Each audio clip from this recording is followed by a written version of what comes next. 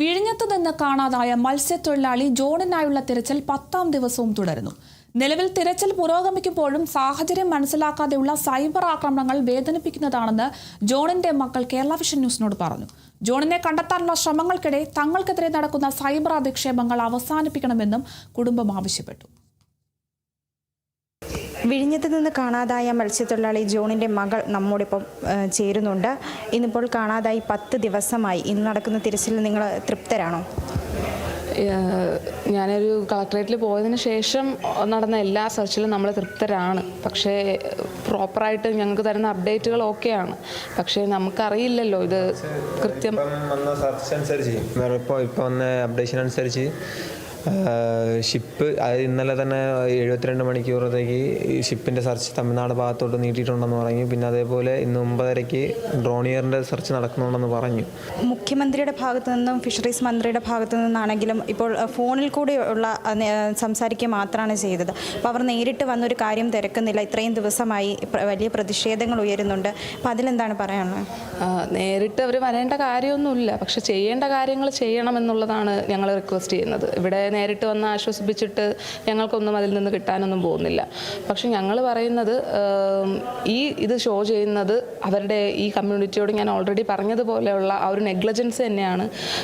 എന്തെന്ന് വെച്ചാൽ അവർ ഐസൊലേറ്റ് ചെയ്ത് തന്നെയാണ് ഞങ്ങൾ നിർത്തിയിരിക്കുന്നത്. ഇന്ന പാർട്ടി എന്നൊരിക്കലും പറയുന്നില്ല. കാലാകാലങ്ങളായിട്ട് ഈ കമ്മ്യൂണിറ്റി ഐസൊലേറ്റ് ചെയ്യപ്പെടുന്നതിനാണ് എടുത്തു പറയുന്നത്. ഇതിനെ ഒരിക്കലും രാഷ്ട്രീയവൽക്കരിക്കരുത്. രാഷ്ട്രീയവൽക്കരിക്കുമ്പോൾ മുങ്ങിപ്പോകുന്നത് ഒരു സമുദായത്തിന് കിട്ടാൻ പോകുന്ന അവകാശമാണ്. അത് മനസ്സിലാക്കണം. പറയുന്നതിൻ്റെ പൊരുളെന്തെന്ന് കൃത്യമായിട്ട് മനസ്സിലാക്കണം. അല്ലാതെ ഒരു വിവരവുമില്ലാതെ തോന്നിയ മാസം നിങ്ങൾ കമൻറ്റിൽ ഇടരുത്. കാരണം ഒരുപാട് സൈബർ ബുള്ളിങ് എൻ്റെ ചേച്ചിക്ക് നേരെ ഇപ്പോൾ വരുന്നുണ്ട്. പക്ഷേ നമ്മളത് കാണുന്നില്ല. ഞങ്ങളത് കാണുന്നുണ്ട്. എന്തൊക്കെയാണെന്ന് ഞങ്ങൾ പലരും വഴി അറിയുന്നുണ്ട്. എൻ്റെ ചേച്ചിക്ക് സോഷ്യൽ മീഡിയ ഹോൾഡ് ഇല്ലാത്തതുകൊണ്ട് അവളത് അറിയുന്നില്ല. പക്ഷേ എങ്കിലും ഞങ്ങളുടെ അവകാശങ്ങൾ ഞങ്ങൾക്ക് കിട്ടേണ്ട ഞങ്ങളുടെ അവകാശങ്ങൾ ഞങ്ങൾ സർക്കാരിനോട് ചോദിക്കുമ്പോൾ ഞങ്ങൾക്ക് കിട്ടേണ്ടതാണത്. ചോദിക്കുമ്പോൾ ആർക്കെവിടെ പൊള്ളുന്നു? അവഗണന ഉള്ളതുകൊണ്ടല്ലേ നമ്മളത് ചോദിച്ച് വാങ്ങുന്നത്. ഞാൻ ഒരൊറ്റ കാര്യം ചോദിക്കുകയാണ്, ഞങ്ങൾ മാത്രമാണോ ഇങ്ങനെ നിന്നത്?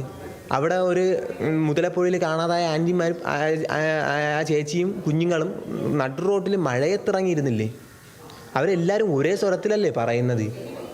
ഇത് മനസ്സിലാക്കാൻ വേണ്ടിയിട്ടും ഇനിയുള്ള കാലം ഇത്ര 2026 കടലിൽ പണിക്ക് പോകുമ്പോഴത്തേക്കും വീട്ടിലുള്ള അമ്മമാരും കുഞ്ഞുങ്ങളും വേദനയോടെയാണ് കഴിയുന്നത് എന്ന് പേടിച്ചിട്ട് ഭീതിയിൽ നാളെ തിരിച്ചു വരുമോ എന്നൊരാശങ്കയും.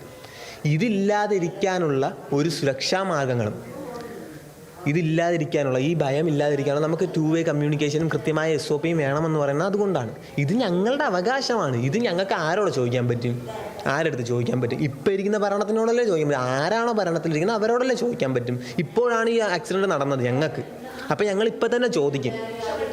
നേരത്തെ ഞങ്ങൾ ചോദിച്ചുകൊണ്ടിരിക്കുകയാണ്. ഞങ്ങളല്ല, ഈ കമ്മ്യൂണിറ്റിൻ്റെ സൈഡിൽ നിന്ന് ചോദിച്ചുകൊണ്ടിരിക്കുകയാണ്.